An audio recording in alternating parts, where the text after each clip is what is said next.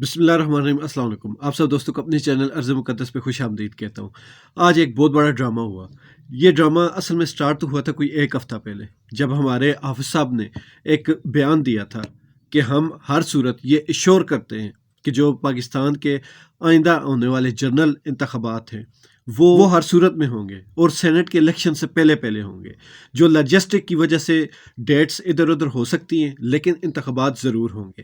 اور آج کی تازہ ترین جو خبر ہے وہ یہ ہے کہ سینٹ میں کثرت رائے سے آئندہ انتخابات جو اگلے مہینے ہونے والے ہیں ان کو معطل کر دیا گیا، ان کو ملتوی کر دیا گیا۔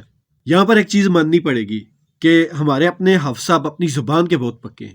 انہوں نے کہا تھا کہ جو جنرل الیکشن ہے وہ سینٹ کے الیکشن سے بالکل پہلے ہوں گے اور اس میں کوئی شک نہیں ہونا چاہیے۔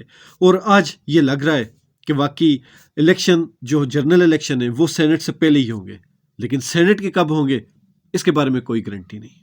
اب سینٹ کے جان چلے جائیں اس سے پہلے ہی جنرل الیکشن ہوں گے۔ اب پاکستانی قوم کو فکر کرنی چاہیے جنرل الیکشن کی نہیں، سینٹ الیکشن کی۔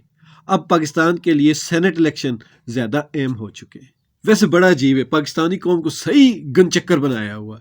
اب جیسی قوم ویسے حکمران، یہ تو قرآن کا قول ہے۔